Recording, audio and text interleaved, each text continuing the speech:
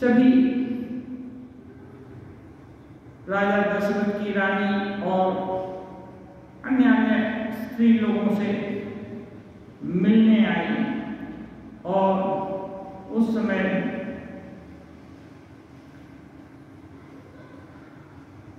कौशल्या जी की बात सुनकर के वो बहुत मुग्ध हुई।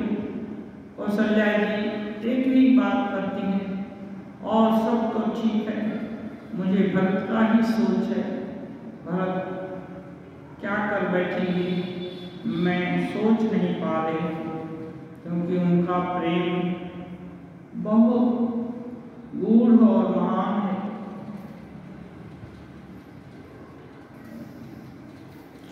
अब रात्रि बहुत ज्यादा हो गई थी, इसलिए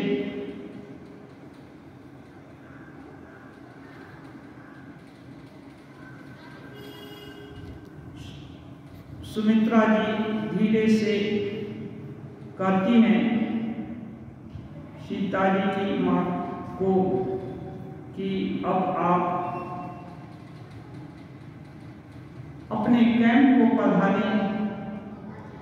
वेग पाऊ धारियत रही कह सने सती भाय, हमारे तो वही सती कै मिथिलेश सहाय। सुमित्रा जी कहती हैं कि अब आप डेरे को पधारिए, अब तो ईश्वर और मिथिलेश ही हमारे सहायक हैं। अब जो होगा जी उनकी ही आशा है कि कुछ अच्छी समस्या का समाधान निकल जाए। लखि स्नेह सुनि बचन मीता, जनक प्रयाग पाय पुनीता। देवी उचित से विनय तुम्हारी, दशरथ धरनी राम महतारी।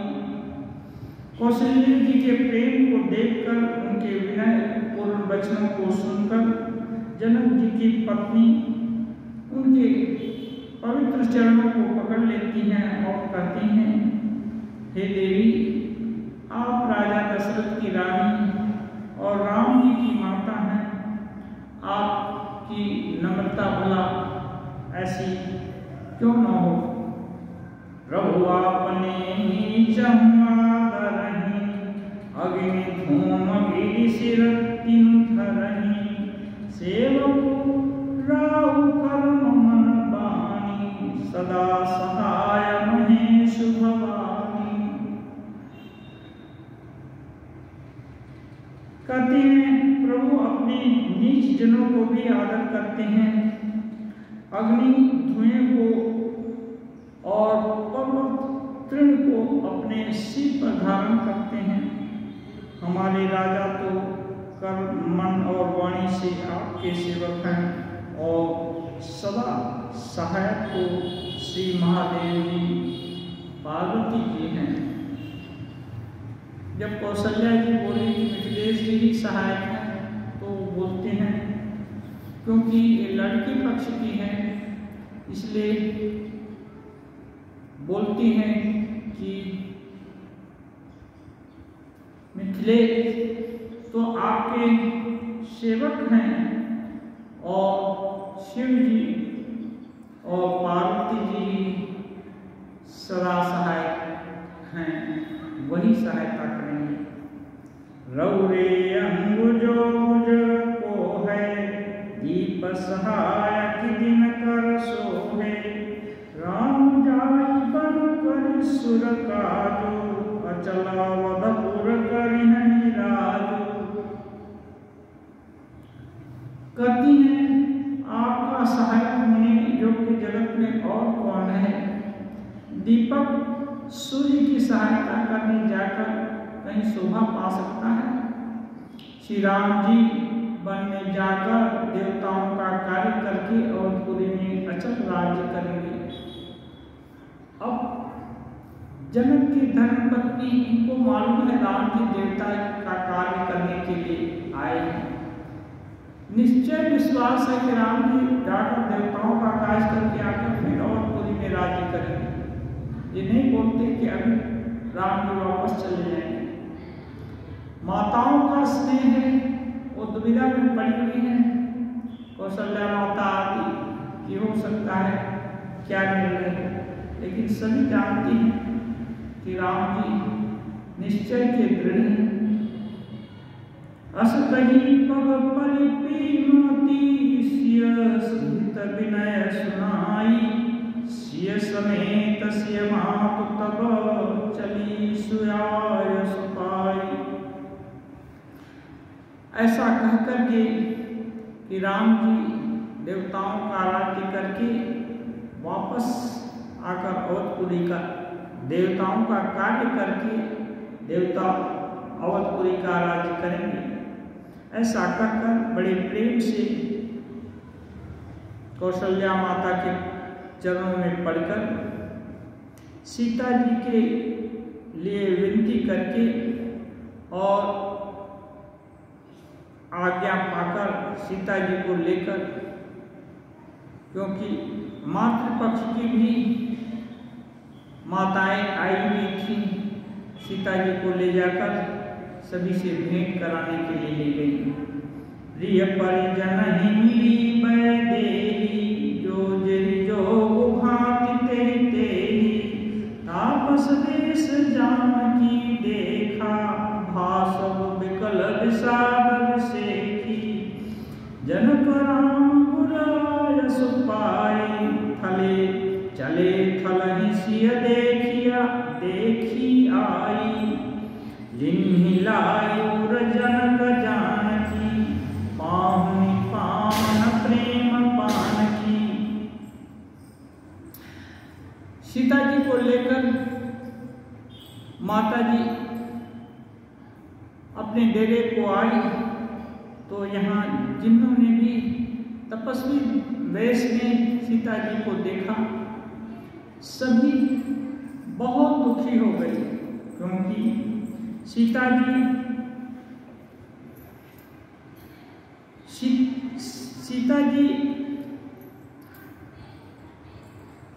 राजकुमारी थी, राजा दशरथ की पुत्र बधू थी, राजा जनक की बेटी थी। वो तपस्विनी वेश में जहां तहां भटक रही थी, ये देखकर सभी दुखी हो गए। ऐसे समय में ही गुरु वशिष्ठ जी ने राजा जनक को आदेश दिया कि आप भी डेरे में जाइए, और वे आकर सीता जी को देखें। अम्बुधि अनुरागो भूप भयो मनु मनहु पयागो, सिय स्नेह बट बाढ़त जोहा, तापर राम प्रेम शिशु सोहा। अब गोस्वामी जी बड़ी विलक्षण उपमा देते हैं। जनक जी आए, बिटिया को गले से लगा लिए, क्योंकि सीता जी उनके प्राणों की प्यारी थी। सीता जी को उन्होंने हल चलाते समय, सीता जी की उनकी औरस पुत्री नहीं थी, लेकिन हल चलाते समय एक असहाय बिटिया हल के अग्रभाग के खोदे जाने से मिली, और उनको पाकर उनका पितृस्नेह मनाया था और उनका लालन पालन किया, और अपनी बेटी के समान पालना पिता, पालन करने से ही पिता होता है। इसलिए जनक जी पूरी जिम्मेदारी के साथ सीता माता के लिए उनका पालन पोषण और उनके लिए उचित स्वयंवर भी किए। उसके लिए उनको बहुत से राजाओं का तिरस्कार भी सहना पड़ा, सब कुछ सहने के लिए तैयार थे, लेकिन सीता माता के लिए उचित प्रबंध करने के लिए हर समय तत्पर थे और परिणाम भी हुआ। माता पिता जी का आशीर्वाद होने से लड़की भगवान श्री रामचंद्र जी से उनका विवाह भी हुआ। अब जब उनको पाए तो सारा प्रेम भरत जी का सीता के ऊपर उमड़ गया और वो उनको गले लगा लिए। ये गोस्वामी जी कहते हैं उनके हृदय में वात्सल्य प्रेम का समुद्र ऐसे उमड़ गया, राजा का मन मानो प्रयाग हो गया। प्रयागराज बहुत सा बड़ा संत समागम होता है। उस समुद्र के अंदर उन्होंने आदिशक्ति सीता माता के अलौकिक स्नेह रूपी अक्षय वट है, जो कि कभी क्षय नहीं होता, दिन प्रतिदिन बढ़ता रहता है। सीता जी के प्रेम रूपी अक्षय वट पर राम जी का प्रेम रूपी बालक बाल रूपधारी भगवान सुशोभित हो रहे हैं, ऐसा देखा। चिरजीवी मुनि ज्ञान विकल जन,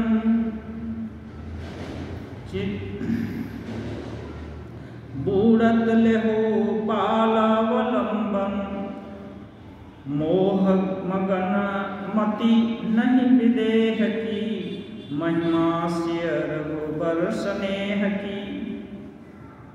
चिरजीवी मुनि ज्ञान विकल जन, बूढ़त लहो बालावलंबन, मोह मगन मति नहीं विदेह की, महिमा शिव रघुबर स्नेह की। जनक जी का ज्ञान रूपी चिरंजीवी जनक जी मानो उनका ज्ञान अखंड है। इनकी तुलना मार्कंडेय जी से करते हैं गोस्वामी जी। मार्कंडेय जी एकमात्र ऐसे मुनि थे जो प्रलय के समय बचे रहे, डूबते उतराते एक पत्र का सहारा पाकर के बच गए। ऐसे ही चिरंजीवी जैसे मार्कंडेय मुनि बच गए, ऐसे ही जनक जी व्याकुल होकर मानो शोक समुद्र में डूब उतरा रहे हैं। राम रूपी बालक का सहारा पाकर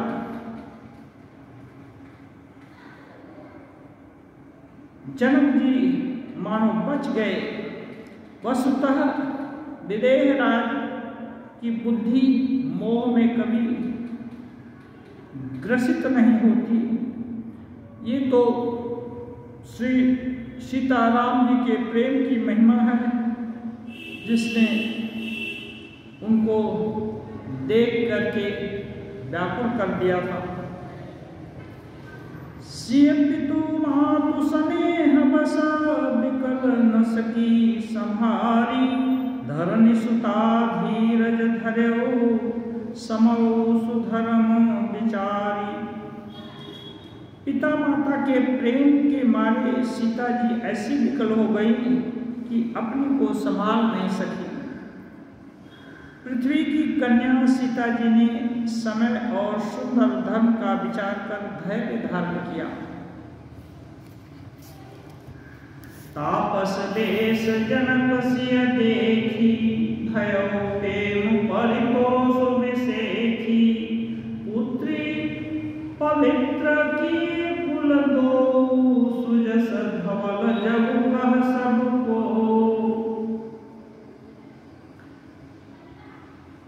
पत्नी का धर्म होता है पति का अनुसरण करना। ये त्रेता युग की बात है। उस समय का एक पति ही पत्नी के लिए परमेश्वर हुआ करती थी। इसलिए सीता जब राम जी वन को गए और तपस्वी का वेश धारण किए, तो सीता जी भी तपस्वी का वेश धारण करके उनके साथ हैं। यह देख करके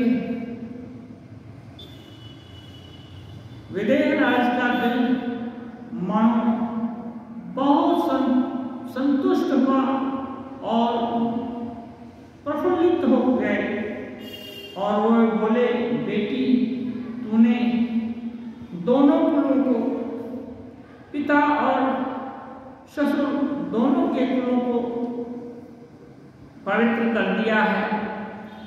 तेरे कारण दोनों कुल का जो मर्यादा है उज्ज्वल से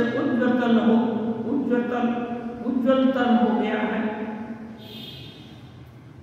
जिति सुर सरि कीरति सरि तोरी, गमन किन्ह विधि अंड करोरी, गंगा निथलती बड़े, एकिए साधु समाज घरेरे।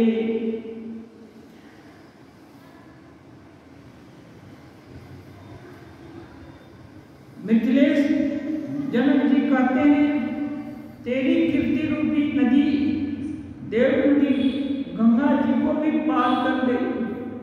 गंगा जी एक पृथ्वी पर ही हरिद्वार, प्रयाग और गंगा सागर को बड़े तीर्थ के रूप में बनाई, लेकिन तेरी कीर्ति संत समाज रूपी बहुत से तीर्थ स्थान बना दिए। पितु कह सत्य स्नेह सुबानी, सीय सकुच महु मनु समानी, पुनि पितु मातुलिन्हि उरलाई, सिख आशीष हित दिन्हि सुहाई। पिता जनक जी जब स्नेह से ये आदर्श वाक्य बोल रहे थे, तो अपनी बड़ाई को सुनकर सीता जी बड़े संकोच में पड़ गई। फिर माता पिता दोनों ने उन्हें हृदय से लगाया और हित भरे सुंदर सीख और आशीर्वाद दिए। कहती न सीय सकुच मन माही, यहाँ बसवर रजनी फल नाही, लखी रूपरानी जमायो लाओ, हृदय सराहत सील सुभाओ। अब रात और बढ़ गई।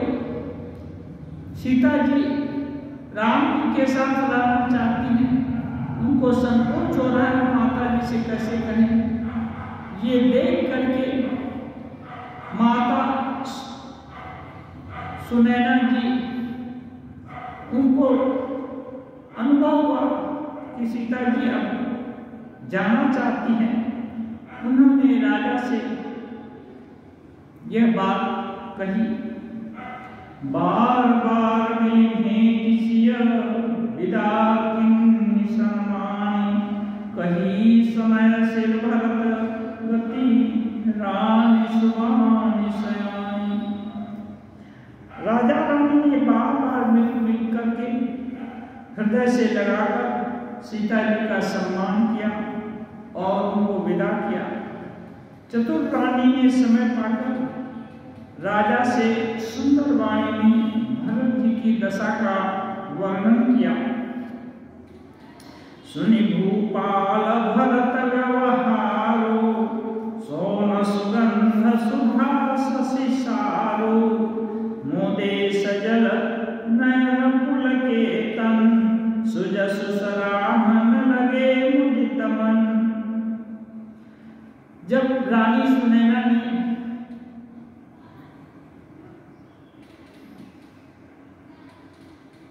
भरत जी के सुंदर स्वभाव का वर्णन किया, तो उसको सुनकर राजा का मन बहुत पुलकित हो गया। सोने में सुगंध यानी समुद्र से निकली हुई सुधा में चंद्रमा के समान अमृत के समान भरत जी का व्यवहार सुनकर राजा प्रेम से विवल होकर प्रेमाश्रुओं से भरे नेत्रों को बंद कर लिए। मानो वे भरत के प्रेम में ध्यानस्थ हो गए। उनका शरीर पुलकित हो गया, मन आनंदित होकर भरत के यश की सराहना करने लगा।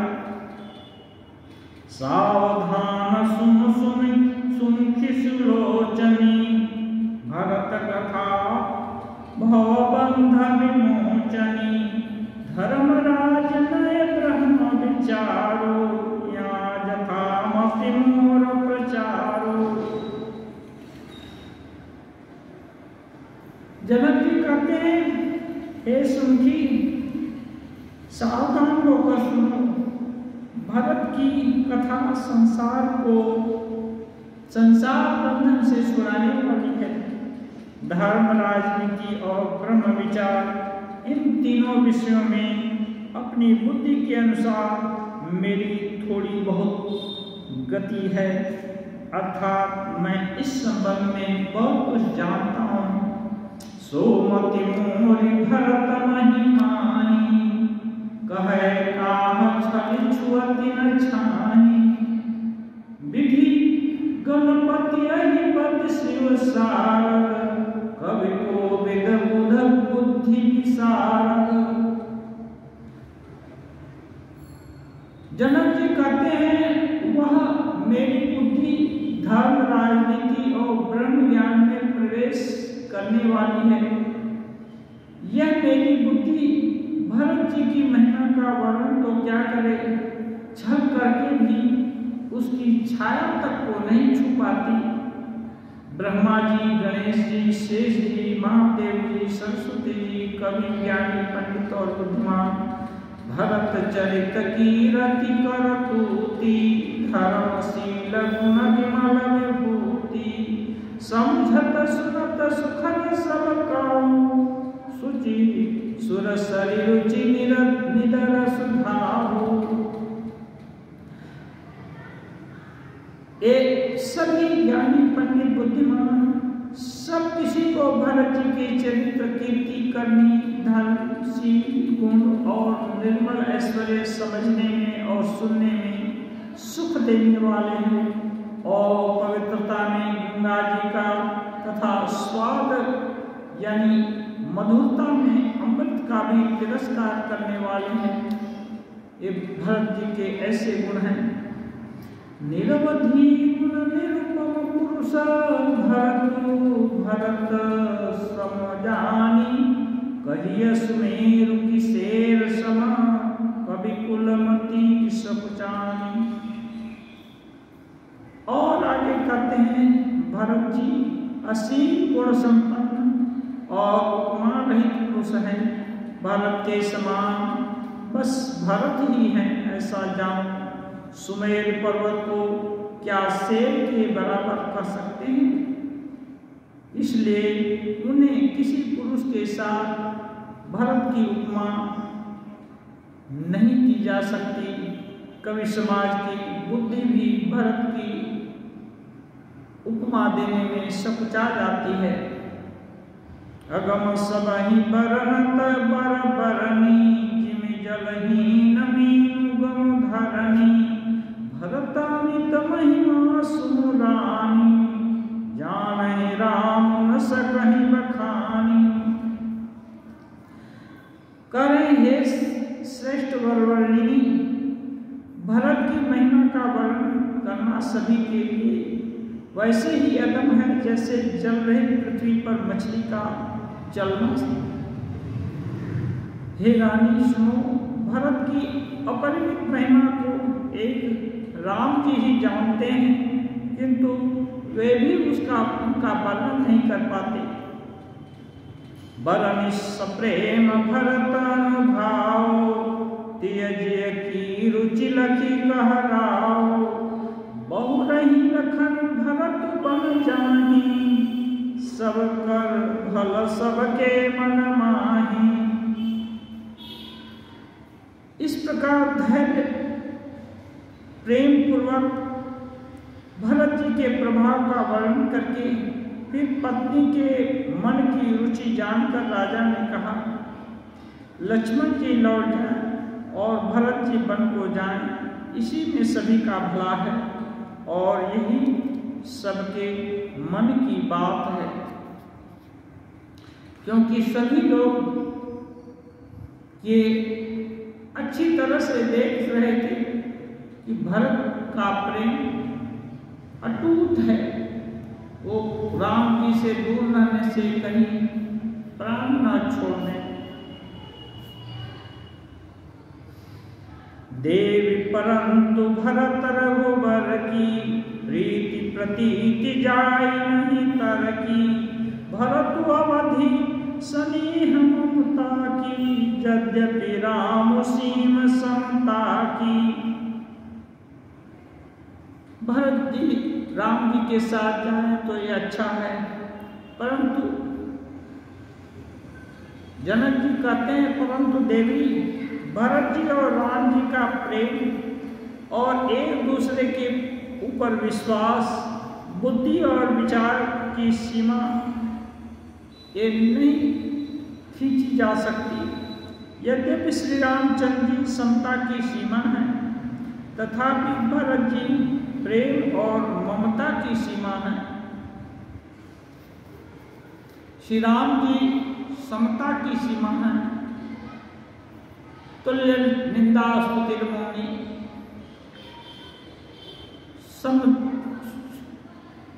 सुख दुखे समेत कृत्वा।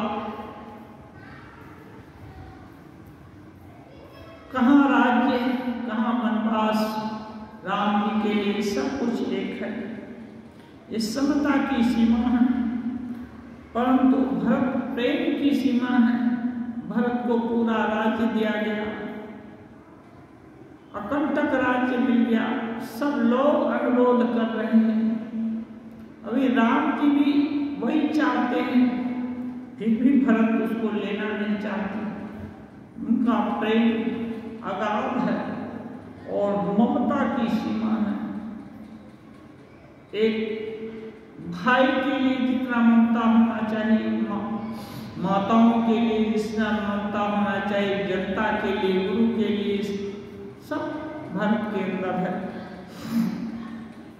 परमारथ स्वार्थ सुख सारे, भरत न सपने मन निहारे।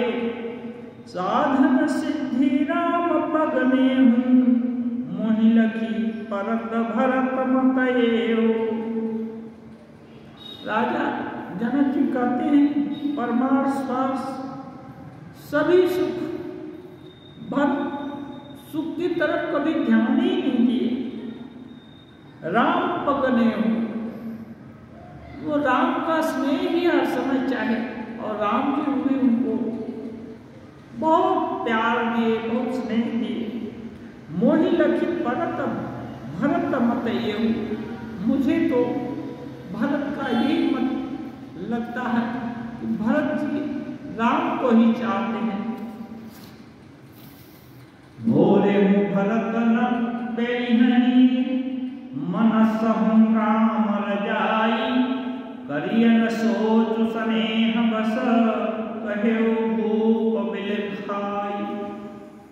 राजा बिलख कर प्रेम से गदगद होकर कर रहे हैं। भरत जी भूल कर भी रामचंद्र जी की आज्ञा को मन से कभी नहीं टालेंगे। अतः स्नेह बस होकर चिंता नहीं करनी चाहिए।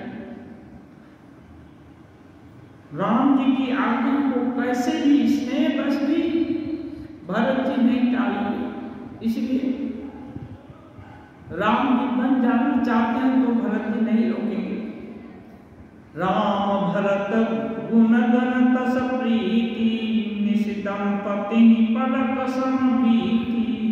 राज समाज प्रात जुग जागे, नाई नाई सुर पूजन लागे। राम जी और भरत के गुणों का वर्णन करते करते राजा रानी की रात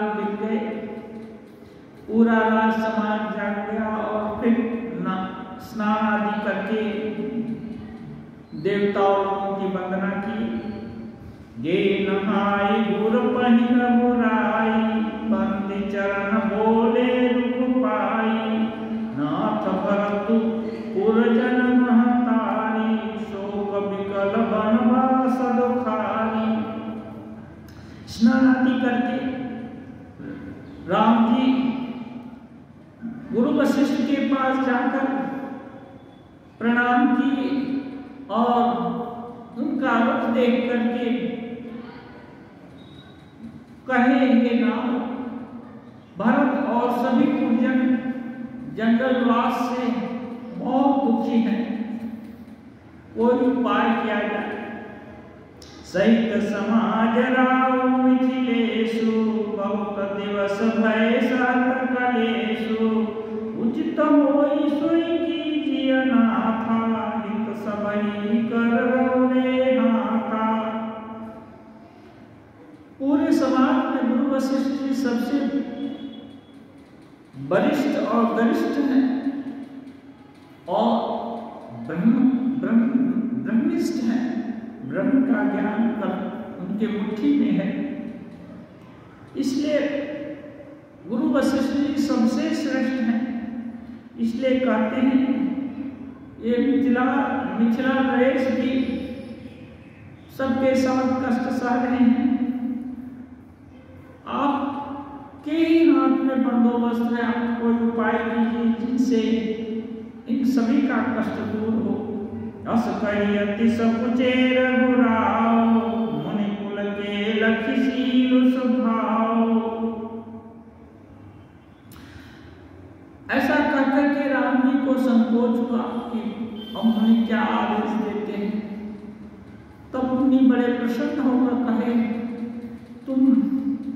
तुम्हारा शील स्वभाव इतना सुंदर, इतना मधुर, इतने विनयी, ये शील तुम्हारे ही योग्य है। ये सुनकर ये कह करके गुरु वशिष्ठ जी पुलकित हो गए। तुम बिनु राम सकल सुख साजा, नरक सरिस दुराज समाजा। कहते हैं, हे राम, तुम्हारा ऐसा शील स्वभाव है कि तुम्हारे बिना कोई भी सुख किसी को भला कैसे हो सकता है, और सुखों में कहाँ आनंद है। तुम्हारे बिना सभी सुख नरक के ही समान है। प्राण प्राण के जीव सुख के सुख राम, तुम तजी तात सुहात गृह, जिनहि तिनहि विधि पाम। कहते हैं, हे राम, तुम प्राणों के भी प्राण हो, आत्मा की भी आत्मा हो, और सुख के भी सुख हो। तुमको छोड़ करके यदि किसी को कहीं सुख दिखाई देता है तो विधाता ही उसके विपरीत है। सो सुख करम धर्म जरि का जाओ, जन राम पद पंकज भाओ। कहते हैं, वह सुख, वह कर्म, वह धर्म जलकर राख हो जाता है जहाँ राम जी का पद पंकज न हो। जो बुझे ज्ञान अज्ञान, जहाँ नहीं राम प्रेम प्रधान। जिसमें श्री राम के प्रेम की प्रधानता नहीं है, वह योग भी कुयोग है, वह ज्ञान भी अज्ञान है। जहाँ राम के चरण कमलों में प्रेम नहीं, वह सुख, कर्म और धर्म जल ही जाए तो अच्छा है।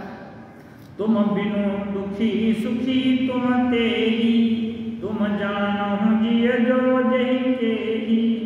राहु राय सुशील सबहि के, विदित कृपालहि गति सबनी के।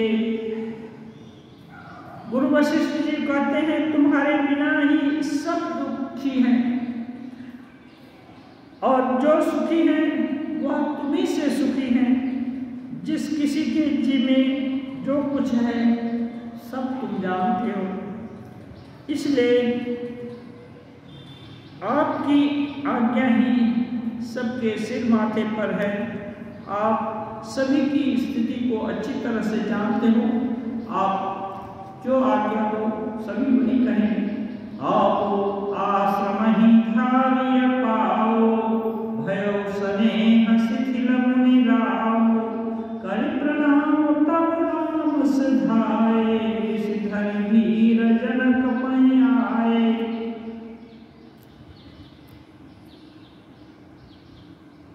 गुरु वशिष्ठ जी कहते हैं, आप तो आश्रम को पधारो, मनी अपनी कुटिया में जाओ।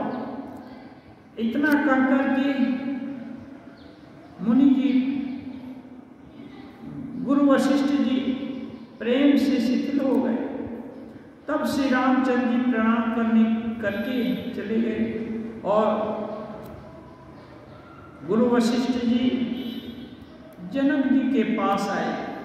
राम बचन गुरु ने पहि सुनाए, शील स्नेह सुभाय सुहाए, महाराज कीजिए सोई, सब कर धर्म सहित हित होई। वशिष्ठ जी जनक जी के पास जाकर के राम जी के स्नेह और स्वभाव सबका वर्णन किए और कहे, महाराज आप ही वरिष्ठ हैं, आप कोई धर्म और कर्म का निचोड़ निकाल करके कुछ ऐसा समाधान कीजिए जिससे सबका हित हो। ज्ञान निधान सुजान सुचि, धर्म धीर नरपाल, तुम बिनु असमंजस समना, को समर्थ एक काल। कहते हैं, ये राजन तुम ज्ञान के भंडार, सुजान, पवित्र और धर्म में धीर हो। इस समय तुम्हारे बिना इस दुविधा को दूर करने में कौन समर्थ है? दुविधा क्या है?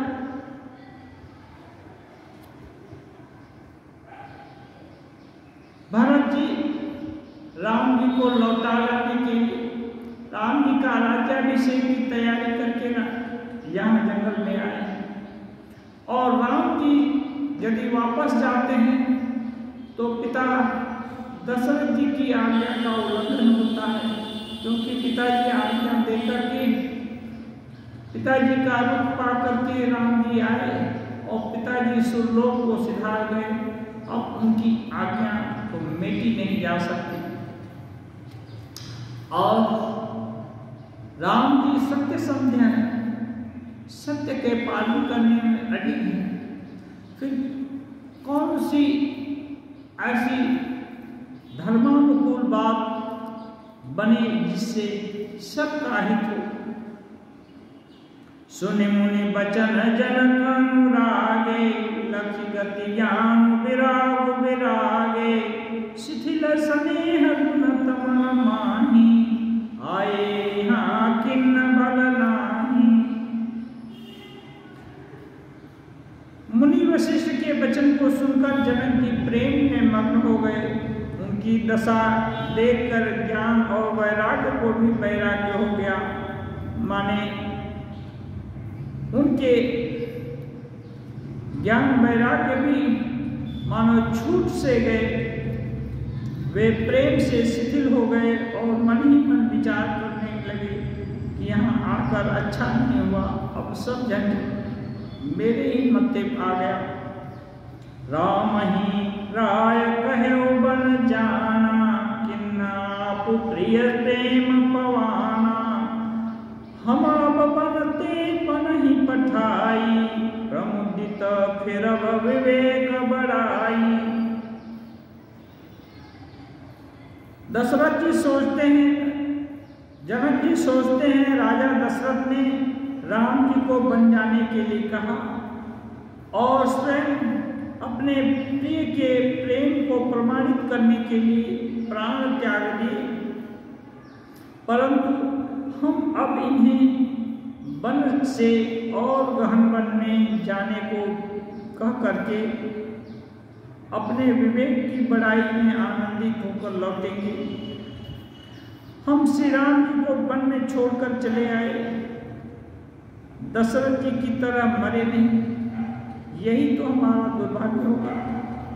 तापस मुनि महिषुर सुनि देखी, भय प्रेम बस विकल विसेखी।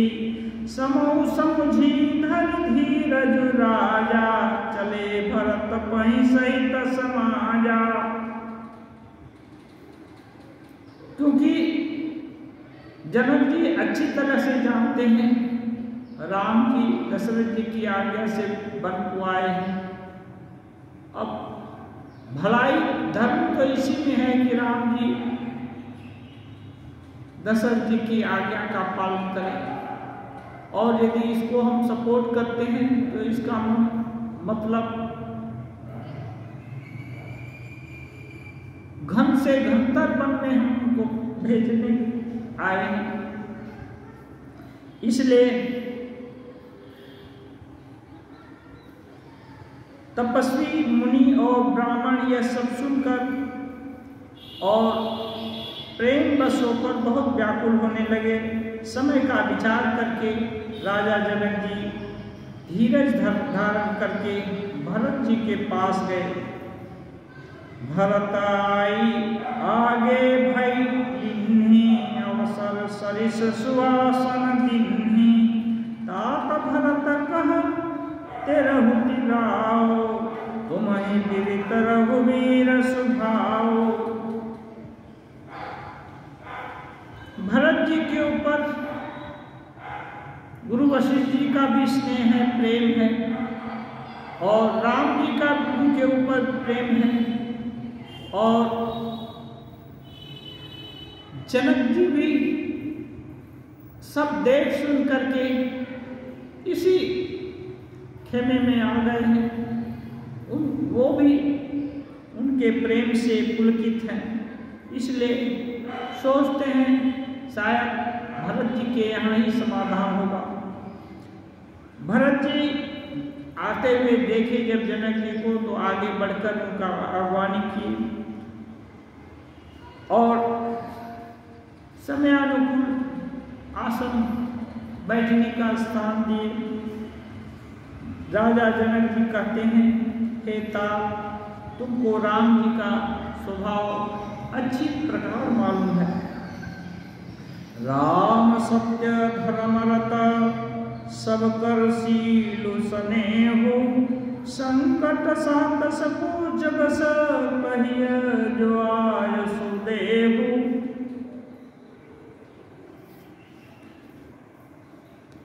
जनक जी कहते हैं राम जी सत्यव्रती और धर्मपरायण है, सबका स्नेह रखने वाले हैं, किसी को दो टूक जवाब नहीं देते हैं। वे संकोच पर संकट सह रहे हैं, अब तुम जो आज्ञा दो वह उनसे कही जाए। सुनिता न पुलक पुलक नयन भरी बारी, बोले भरतो धीर धरि भाई। प्रभु प्रिय पूज्य पिता समापु, कुल गुर समहित मायन बापू। ये भरत जी को जब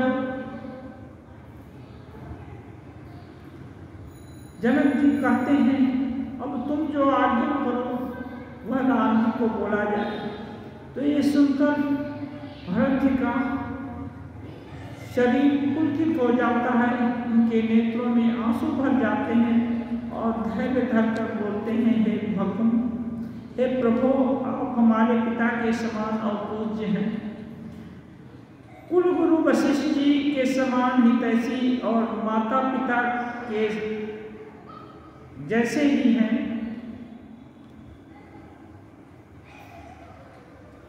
कौसल्या कौशिकादि मुनि सचिव समाजो, क्या निधिया परमाजो। शिशु सेवक मायसु अनुगामी, जानि मोहि सिख देय स्वामी। विश्वामित्र जी आदि मुनियों और मंत्रियों का समाज है और आज के दिन ज्ञान के समुद्र आप भी उपस्थित हैं। हे स्वामी, मुझे अपना बच्चा, सेवक और आज्ञाकारी समझ करके शिक्षा दीजिए। यही समाज थल पूरब राउर, मौन मलिन मैं बोलब बाउर। छोटे बदन कहूँ बड़ी बाता, क्षमा बता तलखी बाम विधाता। भरत जी कहते हैं, इस समाज और पुण्य स्थल में जहाँ आप जैसे ज्ञानी पूज्य लोग हों, आइए पूछें। इस पर यदि मैं मौन रहता हूँ तो मैं मलिन बुद्धि समझा जाऊँगा और यदि बोलूँ तो मेरा बोलना पागलपन होगा, क्योंकि ये छोटी बड़ी बात होगी। हेता विधाता को प्रतिकूल जानकर मुझे क्षमा कीजिए। आगम निगम प्रसिद्ध पुराना, सेवा धर्म कठिन जब जाना। स्वामी धर्म स्वार्थ ही विरोधु, बैरु अंध प्रेम ही न प्रबोधु। भरत जी कहते हैं, वेद शास्त्र और पुराणों में प्रसिद्ध है और जगत जानता है कि सेवा धर्म बड़ा कठिन है। स्वामी धर्म के में यानी स्वामी के प्रति कर्तव्य पालन में और स्वार्थ में विरोध हो, दोनों एक साथ निभ नहीं सकते।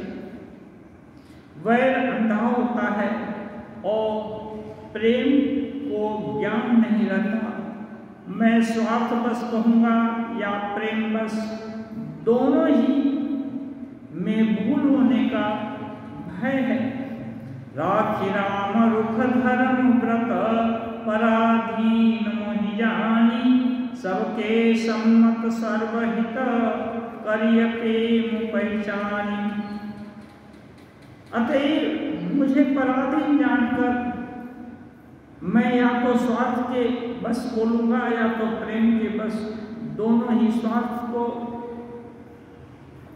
कर्तव्य पालन नहीं मालूम और प्रेम अंधा हो जाता है।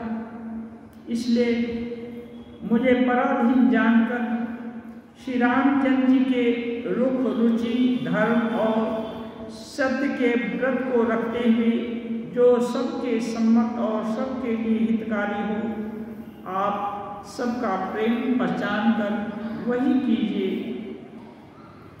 भरत वचन सुनि देखि सुभाव, सहित समाज सराहत राव। सुगम मृदु मंजू कठोरे, अर्थु अमित अति आखर थोरे। भरत जी के वचन सुन करके और उनका स्वभाव देखकर राजा जनक समाज के साथ बड़े प्रसन्न हुए और उनकी सराहना करने लगे। भरत जी की वाणी सुगम और अगम, सुंदर और कोमल और कठोर भी है। उनमें अक्षर थोड़े हैं परंतु अर्थ अपार है। जो मुकुर मुकुरु निज पानी, गई न जाई असद भूत बानी। भूप भरतु मुनि सहित समाजो, गे जहाँ विबुध कुंद द्विजराजो। गोस्वामी जी कहते हैं, जैसे मुख का प्रतिबिंब दर्पण में पड़ता है और दर्पण हाथ में है, फिर भी वह मुख का प्रतिबिंब पकड़ा नहीं जाता। इसी प्रकार भरत की अद्भुत वाणी भी पकड़ में नहीं आती, शब्दों से उसका आशय समझ में नहीं आता, किसी से उत्तर देते नहीं बनता। तब राजा जनक जी, भरत जी तथा मुनि वशिष्ठ जी समाज के साथ वहाँ गए, जहाँ देवता रूपी कुंडों को खिलाने वाले, सुख देने वाले चंद्रमा श्री रामचंद्र जी विराजमान थे। सुनि सुधि सोच विकल सब लोगा, मनहु मीन घन नव जल जोगा। देव प्रथम कुल गुर गति देखी, निरखि विदेह स्नेह अभिषेकी। यह समाचार सुनकर सब लोग सोच और संकोच से व्याकुल हो गए। जैसे पहली वर्षा के जल के संयोग से मछलियां व्याकुल हो जाती हैं। देवताओं ने पहले कुलगुरु वशिष्ठ की प्रेम विवल दशा देखी, फिर विदेहराज जी के स्नेह को देखा। राम भगतिमय भरत निहारे, सुर स्वारथी हरि हारे। सबको राम प्रेममय देखा, लेख सोच बस लेखा। गोस्वामी जी कहते हैं, जब देवता लोग ऐसी स्थिति में देखे विदेह जी का स्नेह और वशिष्ठ जी की विरल दशा और भरत जी का राम जी के ऊपर स्नेह, तब श्री राम भक्ति से ओत प्रोत भरत जी को देख करके इन सब स्वार्थी देवताओं के दिल में घबराहट हो गई। उन्होंने सब किसी को श्री राम कृष्ण चंद्र में सराबोर देखा। इससे देवता लोग बड़े संकोच में हो गए, उनको कोई हिसाब नहीं दिखा। राम स्नेह सकोच बस, कह सचोच सुरराज। रचहु प्रपंच पंचमी, नाहित भयउ अकाज। देवता लोग भगवान की बुद्धि का पार कहाँ पा सकते हैं। एक छोटे स्वार्थ के लिए संकुचित हो गए। देवराज इंद्र संकोच में भरकर कहने लगे, श्री रामचंद्र जी तो स्नेह और संकोच के वश में हैं, इसलिए तुम सब लोग मिलकर कुछ प्रपंच माया रचो, नहीं तो काम बिगड़ना ही चाहता है। इंद्र को भगवान की प्रतिश्रुति भी याद नहीं है। स्वार्थ में इतने अंधे हो गए हैं कि प्रेम की निश्चल शब्दावली को भी नहीं समझ पाते। सुरन सुमेरी शारदा सराही, देवी देव शरणागत पाही। हेरी भरत मति कर निज माया, पालु विबुध कुल करि छल छाया। सब देवता लोग सरस्वती जी का स्मरण करते हैं, उनसे प्रार्थना करते हैं, उनके शरणागत होते हैं और कहते हैं, हे देवी किसी प्रकार से भरत की मति को तुम राम के तरफ से हटाओ, भरत की बुद्धि को थोड़ा घुमाओ। विबुध विनय सुनि देवी सयानी, बोली सुर स्वार्थ जड़ जानी। मोसन कहूँ भरत मति फेरू, लोचन सहसन सूझ सुमेरु। देवता लोग सरस्वती जी को विनय कर रहे हैं कि भरत जी की मति को घुमा दो। ये सुन करके सरस्वती जी उन लोग को डांट लगाती हैं, तुम लोग स्वार्थ के मारे जड़ बुद्धि हो गए हो। तुम लोग को, तुम्हें इंद्र को सहस्र लोचन 100 आंखों होने का अभिशाप था। तुमको 100 आंख होकर भी तुमको दिखाई नहीं पड़ता और तुम लोग सोचते हो भरत की बुद्धि मैं फेर। विधि हरिहर माया बड़ी भारी, सो न भरत मति सकई निहारी। सोमति मोहि कहत कर भोरी, चंदिनी कर की चंड कर चोरी। सरस्वती जी कहते हैं, ब्रह्मा विष्णु और महेश की माया बड़ी प्रबल है, किंतु वह भी भरत की बुद्धि की ओर ताक नहीं सकती। उस बुद्धि को तुम मुझसे कह रहे हो कि उसको भोली कर दो या बुलावे में डाल दो। अरे अरे चांदनी कहीं प्रचंड किरण वाले सूर्य को चुरा सकती है? ध्येयं सदा परिभवग्नमभिष्टदोहं तीर्थास्पदं शिवविरिञ्चिनुतं शरण्यं हृत्यातिहं प्रणतपाभवाब्धिपोतं वन्दे महापुरुषते चरणारविन्दं वन्दे महापुरुषते चरणारविन्दं त्यक्त्वा सुबस्ते सुदीप्सितराज्यलक्ष्मीं धर्मिष्ठार्यवत्सार्यगादरण्यं मायामृगं दैतैक्षितमन्वधावद वन्दे महापुरुषते चरणारविन्दं वन्दे महापुरुषते चरणारविन्दं वन्दे महापुरुषते